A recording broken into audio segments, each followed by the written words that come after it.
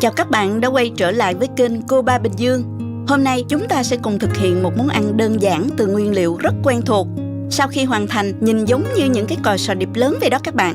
Bên trong có nhân thịt mềm ngọt kết hợp vị béo an toàn từ thực vật chứ không phải từ mỡ, rất dễ chịu, có thể ăn riêng mà không hề bị ngán, lại rất đầy đủ dinh dưỡng.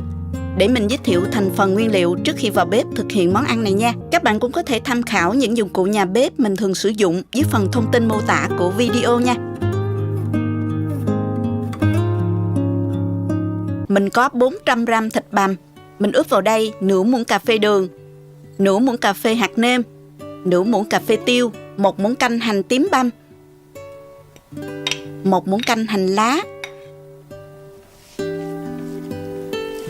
Và cuối cùng cho thêm một muỗng canh nước mắm. Sau đó trộn đều lên ha. Mình để ở đây khoảng 10 phút cho thịt thấm đều gia vị. Trong lúc chờ đợi thì mình đi cắt cà tím.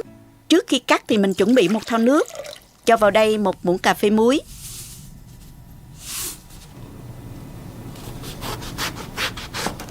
Đầu tiên mình cắt một đường dày khoảng 5mm nhưng không cắt đứt nha. Sau đó mình cắt thêm một đường nữa. Lần này thì mình cắt rời ra luôn. Bây giờ mình có một khoanh cà tím có thể mở ra được như thế này. Lát nữa đó mình nhồi thịt vào giữa. Sau khi cắt xong thì mình cho ngay cà tím vào thau nước để cà tím ra hết nhựa và không bị đen ha các bạn. Mình cứ tiếp tục làm như vậy cho đến hết nha. Và mình dùng cà tím trái lớn nên rất là dễ cắt. Ở đây mình cũng có cà tím trái nhỏ. Các bạn cũng làm tương tự ha. Cà tím nào cũng ngon và giàu chất dinh dưỡng hết. Nếu không có cà tím thì các bạn cũng có thể thay thế bằng các loại rau củ quả khác như là bầu bí, bí ngòi, rất là ngon.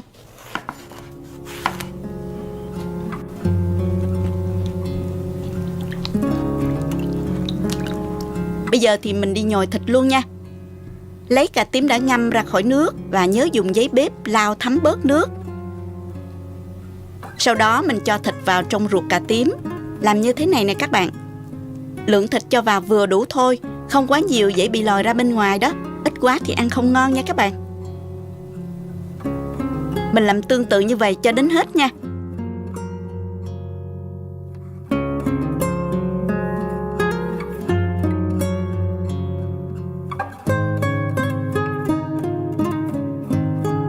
Cà tím nhỏ mình cũng nhồi nhân vào tương tự như vậy ha. Rất dễ phải không các bạn? Phần nhồi nhân như vậy là xong. Bây giờ mình đi pha hỗn hợp bột chiên giòn để nhúng cà tím nha. Ở đây mình có 250g bột chiên giòn. Và mình cho vào đây 300ml nước. Khuấy đều cho bột thành hỗn hợp sền sệt như thế này là được. Đừng lỏng quá cũng đừng đặc quá nha các bạn.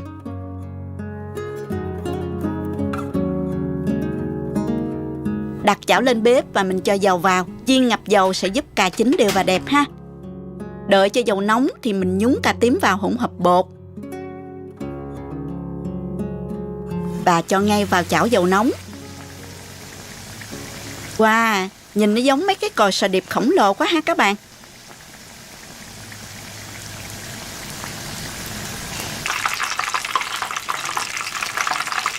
Nhớ thăm chừng và trở đều tay để cà không bị cháy nha.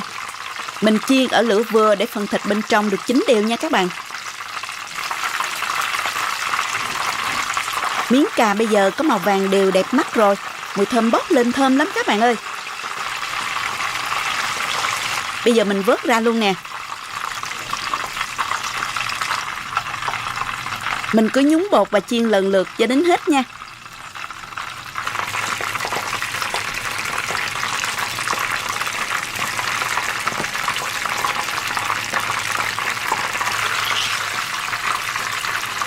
Món này có hai cách ăn. Các bạn có thể chấm với sốt mayonnaise hoặc tương ớt ăn trực tiếp, hoặc có thể làm thêm nước sốt rưới lên ăn kèm. Bây giờ mình sẽ làm luôn nước sốt để các bạn tham khảo nha. Đặt chảo lên bếp, cho vào một chút dầu ăn. Khi dầu nóng thì mình cho tỏi vào phi thơm lên. Tiếp theo mình cho vào chảo khoảng 50g thịt bằm. Xào sơ cho thịt săn lại.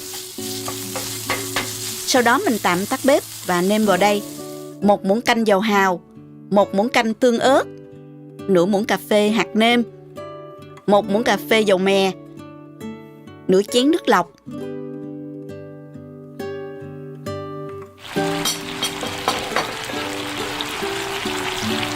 và 1 muỗng cà phê đường. Khuấy đều lên cho tan. Sau đó mình pha một chút bột năng và mình cho vào nước sốt để nước sốt của mình được sánh ha. Khuấy đều cho đến khi hỗn hợp sôi rồi mình tắt bếp luôn. Bây giờ mình trình bày cà tím ra đĩa và rưới ngay nước sốt nóng hổi lên mặt đây các bạn. Wow, nước sốt nóng hổi thơm lừng rưới lên cà tím kho sò điệp nhìn hấp dẫn quá các bạn ơi.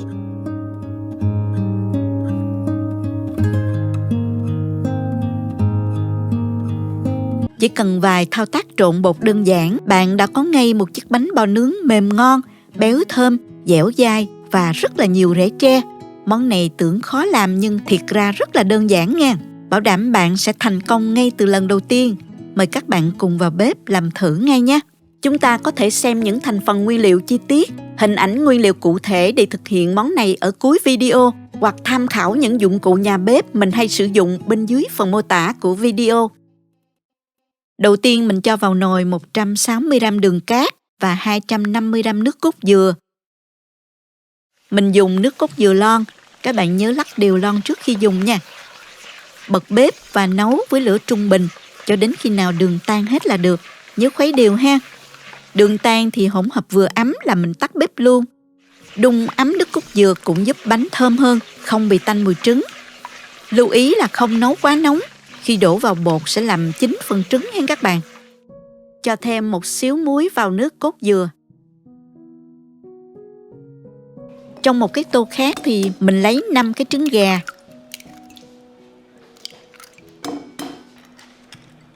Đánh tan.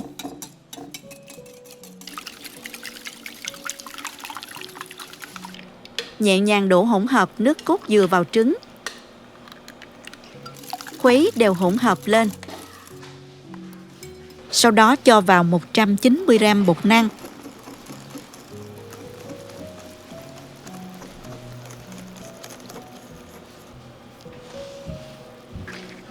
Và 10g bột mì.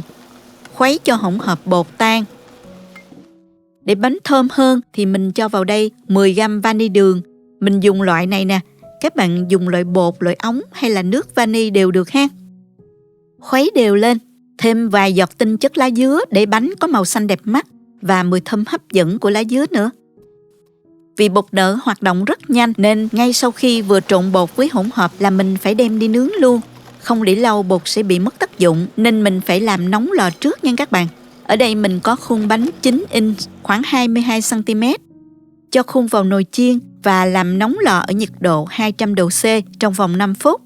Và nhớ luôn giữ lò nóng ở nhiệt độ 200 độ C cho đến khi cho bánh vào nướng nha. Sau đó các bạn lọc hỗn hợp qua rây để cho phần bột được mềm mịn không bị lợn cợn.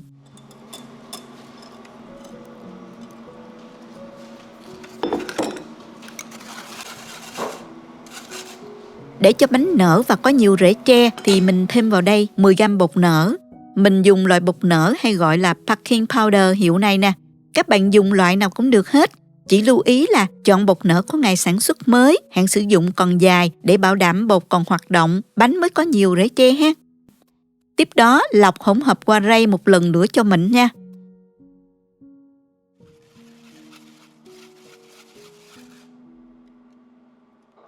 Cuối cùng thêm vào 10g bơ tan chảy, hoặc các bạn có thể thay bằng dầu ăn, khuấy tan.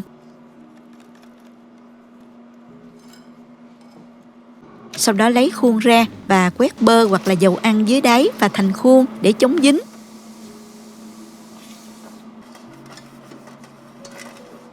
Đổ bột vào khuôn bằng rổ nhựa có lỗ đều như thế này để bột tạo thành dòng khi chảy xuống. Thành phẩm bánh ra lò sẽ có nhiều rễ tre, đều và đẹp mắt hơn.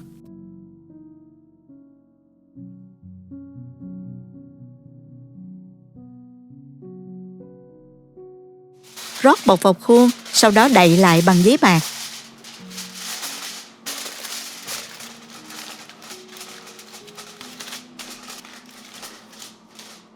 Nhớ đục vài cái lỗ nhỏ để thông hơi nha các bạn. Sau đó các bạn nhanh tay cho khuôn vào nồi chiên không dầu. Lần nướng đầu tiên mình điều chỉnh nhiệt độ 170 độ C, khoảng 340 độ F trong 35 phút. Sau đó nhanh tay lột lớp giấy bạc ra, và tiếp tục nướng lần 2 ở nhiệt độ 165 độ C là 330 độ F trong 15 phút. Sau khi nướng lần 2 xong, mình tắt lò và vẫn để bánh trong lò khoảng 10 phút nữa. Các bạn lưu ý là tùy từng lò mà các bạn điều chỉnh nhiệt độ nướng cho phù hợp nha. Sau đó các bạn lấy bánh ra khỏi lò, úp ngược bánh trên rắc cho bánh nguội.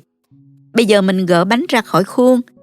Các bạn có thể thấy trên bề mặt bánh có rất là nhiều những lỗ khí nhỏ. Cả trên mặt trên và mặt dưới đều có những lỗ khí nhỏ đều nhau như thế này ha. Chứng tỏ là phần bánh bên trong có rất nhiều rễ tre đó.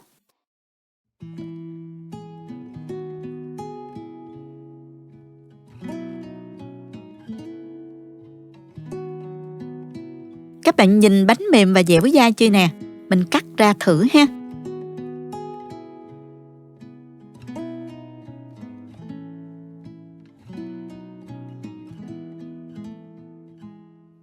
Chúng ta sẽ cùng nhau vào bếp để thực hiện một món ngon từ thịt gà, món gà ram mặn. Với cách chế biến đơn giản, chỉ cần vài bước cơ bản là bạn đã có ngay một món ăn không chỉ thơm ngon mà còn đẹp mắt. Những miếng gà ram với lớp da màu nâu đỏ óng ả, thịt bên ngoài ngọt tự nhiên, thấm đều gia vị đậm đà, không hề bị khô, sẽ khiến cả nhà bạn phải hao cơm đó. Vì rất bắt mắt nên bạn cũng có thể dùng nó trong những buổi tiệc họp mặt nữa nha. Hãy cùng mình vào bếp làm ngay nhé. Chắc chắn bạn sẽ yêu thích và muốn làm lại nhiều lần. Chúng ta cùng bắt đầu thôi. Chúng ta có thể xem những thành phần nguyên liệu chi tiết, hình ảnh nguyên liệu cụ thể để thực hiện món này ở cuối video, hoặc tham khảo những dụng cụ nhà bếp mình hay sử dụng bên dưới phần mô tả của video. Ở đây mình có 4 cái má đùi gà. Mình thích dùng thịt má đùi vì phần này mềm, giòn, không bị khô cứng như là thịt đùi hay là thịt ức.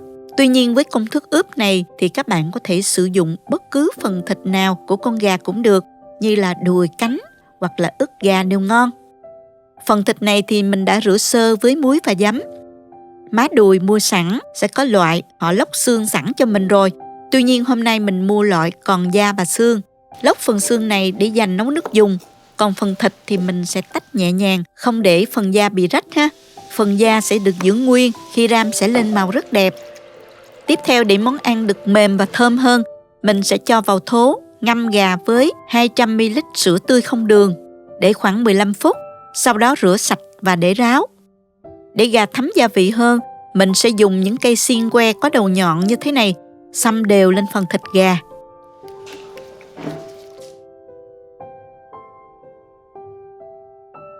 Tiếp theo sơ chế một số nguyên liệu để pha sốt ướp. Mình sẽ cắt hành và tỏi, cho vào cối giã nát.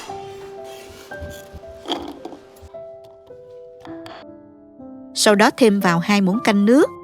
Mình vắt lấy phần nước để lát nữa ướp thịt nha. Mình không ướp sát hành tỏi để khi ram hành tỏi không bị cháy ha các bạn. Cắt thêm một quả chanh và vắt lấy nước cốt để mình pha vào nước sốt. Nước chanh sẽ làm cho phần thịt gà được mềm hơn. Mình pha nước sốt để ram thịt gồm 1 muỗng canh nước mắm, 1 muỗng canh nước tương, 1 muỗng canh tương ớt, 1 muỗng canh dầu hào, 1 muỗng canh dầu tỏi phi, 1 muỗng cà phê bột nêm, 1 muỗng cà phê đường, 1 muỗng canh sữa đặc, 1 muỗng canh nước cốt chanh,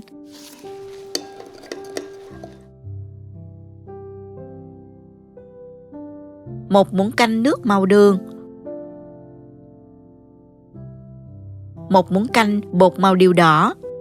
Hòa tan cho các gia vị hòa trộn vào với nhau. Bây giờ mình cho 2 muỗng canh nước sốt vào thịt gà.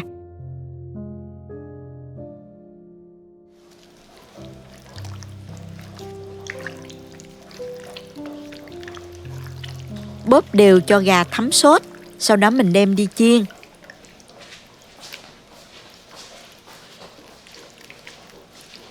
Cho một ít dầu vào chảo. Và mình chiên trên lửa vừa.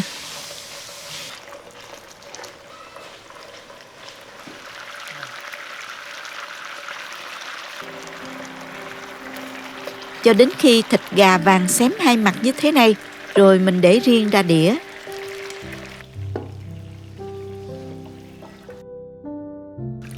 Tiếp theo mình đổ phần dầu thừa trong chảo ra và cho gà lại vào trong chảo và chan hết phần nước sốt còn lại vào.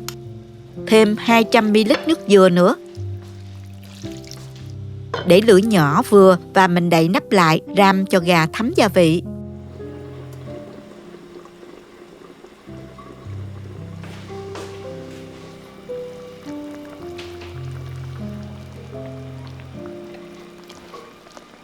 Trong quá trình ram thì mình nhớ trở đều hai mặt để cả hai mặt của miếng gà đều thấm gia vị và lên màu đẹp nha.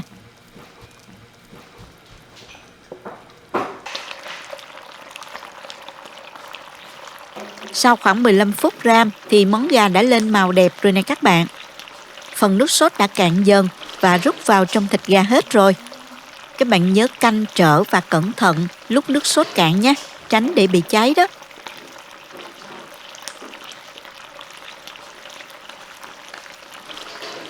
Cả phần da gà và phần thịt gà đều có màu nâu đỏ óng ả, bóng bẩy rất là đẹp mắt, có mùi vị rất thơm nữa. Mình cắt nhỏ và dọn ra đĩa để dùng cơm thôi. Mình chia sẻ với các bạn thêm một món canh đơn giản nhưng rất bổ dưỡng cho bữa cơm gia đình. Vị ngọt thanh mát kết hợp cùng tôm thịt đậm đà, thấm vào từng khoanh bí tươi non, hấp dẫn. Với cách làm rất dễ, bạn chưa từng nấu ăn vẫn có thể tự nấu cho nhà mình một nồi canh ngon lành. Nào cùng vào bếp với mình nhé. Bí đao thì các bạn nên chọn những trái thon, màu nó xanh tươi ha, cầm lên thấy chắc tay, chứng tỏ là bí không bị xốp bên trong. Và một đặc điểm nữa là cái phần lông tơ nó vẫn còn bên ngoài nha các bạn. Bí tươi mới á, thì mình nấu canh mới ngon ha. Bây giờ mình bào vỏ và rửa sạch bí. Sau đó thì mình cắt từng đoạn hơi dày một chút, khoảng từng 4 đến 5 cm là vừa. Không cắt mỏng quá nha các bạn. Vì khoanh bí mỏng thì khi nhồi thịt hầm á, nó sẽ dễ bung nhân ra bên ngoài lắm. Cắt xong thì mình dùng cán muỗng để lấy ruột bí ra ha. Các bạn có thể dùng dao nhỏ cũng được, nhưng mình thấy dùng cán muỗng dễ làm lắm. Mình ấn cán muỗng vào phần ruột rồi mình xoay một vòng là lấy được ruột bí ra, rất là gọn. Lưu ý là mình chỉ lấy phần ruột vừa đủ để nhồi thôi nha. Các bạn đừng có khoét vành tròn quá lớn ha. Lúc nhồi thì nó cũng dễ bung nhân ra lắm. Dầu nóng thì mình cho hành tím nè, khoảng 1 muỗng canh và 1 muỗng cà phê tỏi băm vào phi lên cho thơm. Không cần phi vàng đâu nha các bạn. Chỉ cần nó săn lại và dậy mùi thơm là được rồi. Mình tắt bếp. Và bây giờ thì mình sẽ ướp cái phần nhân này với 200g thịt xay. Mình chọn loại thịt là có khoảng 30% mỡ để khi hầm á, phần nhân sẽ béo và không bị khô nha các bạn. Và mình dùng thêm là 150g tôm xay. Bây giờ mình sẽ ướp gia vị vào đây gồm có 1 muỗng cà phê bột nêm, 2 muỗng cà phê đường, 1/3 muỗng cà phê bột ngọt, nửa muỗng cà phê tiêu, 2 muỗng cà phê nước mắm. Và mình cho luôn phần hành tím và tỏi phi lúc nãy vào luôn. Hành lá sắc nhỏ và một phần gốc hành băm nhuyễn mình cũng cho vô luôn ha. Đeo bao tay vào rồi mình nhồi trộn thật là đều nha các bạn. Mình nhồi trộn đều và mình sẽ quết cho cái phần nhân này thiệt là dẻo ha. Trộn theo một chiều như thế này rồi gom lại và đập xuống khoảng chừng 10 lần. Nhân dẻo quện lại thì lúc mình nhồi vô á, nó sẽ ngon ha. Ăn nó sẽ có cái độ dai. Khi mà chuẩn bị bí xong thì phần nhân cũng xong luôn. Thì bây giờ mình nhồi luôn nha các bạn. Mình múc một lượng nhân cho vào trong phần ruột bí á. Rồi mình dùng tay ém chặt xuống. Và mình cho nhân nó hơi dư ra phía ngoài vành bí một chút xíu ha. Ém đều hai đầu xuống luôn. Để khi hầm lên nhân sẽ không có bị bung ra ngoài nha các bạn.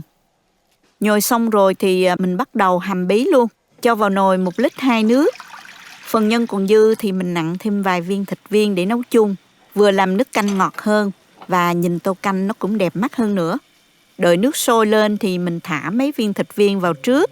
Và nêm gia vị vào gồm có nửa muỗng canh bột nêm, 1/3 muỗng cà phê muối, nửa muỗng canh đường, 1/3 muỗng cà phê bột ngọt. Khuấy đều lên. Mình nêm tạm trước như vậy ha. Đợi nước sôi trở lại rồi mình cho hết phần bí đã nhồi thịt vào luôn nè. Để lửa vừa cho nồi canh sôi và cho bí chín mềm. Khi nước sôi mạnh, nếu có bọt thì các bạn nhớ là hớt bọt để nước canh được trong nha. Mình hầm khoảng 20 phút. Tới khi thấy bí mềm rồi, phần thịt cũng đã chín mềm rồi thì bây giờ mình nêm gia vị cho vừa ăn ha. Mình nêm thêm vào đây 1 muỗng cà phê bột nêm.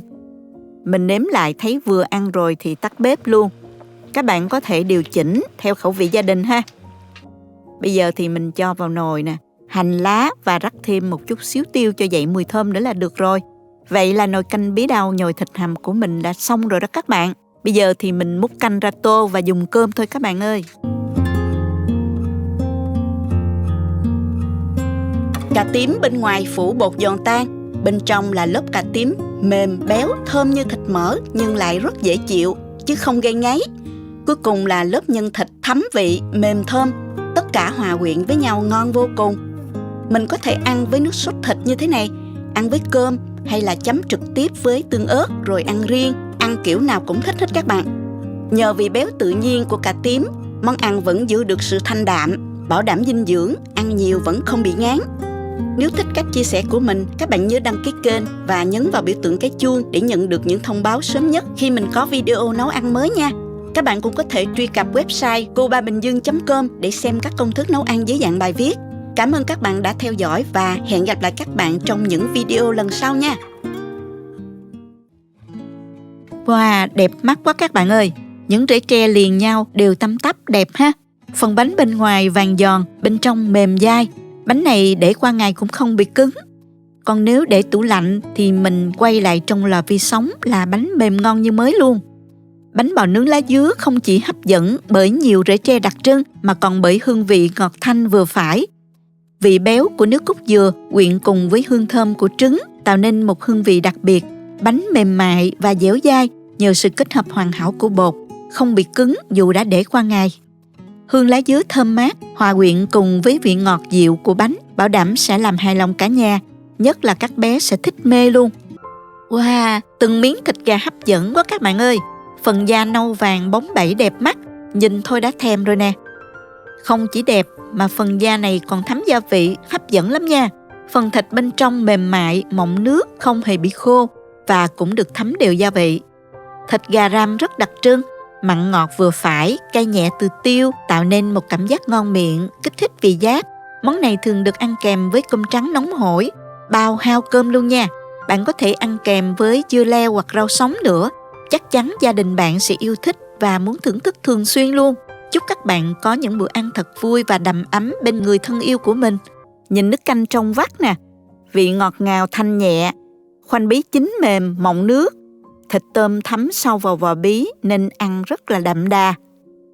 Bí mềm nhưng không nhũn, vẫn còn giòn nhẹ nên ăn rất là thích. Kết hợp với phần nhân bên trong mềm ngọt, thơm lắm. Có thể ăn nhiều mà không bị ngán luôn nha.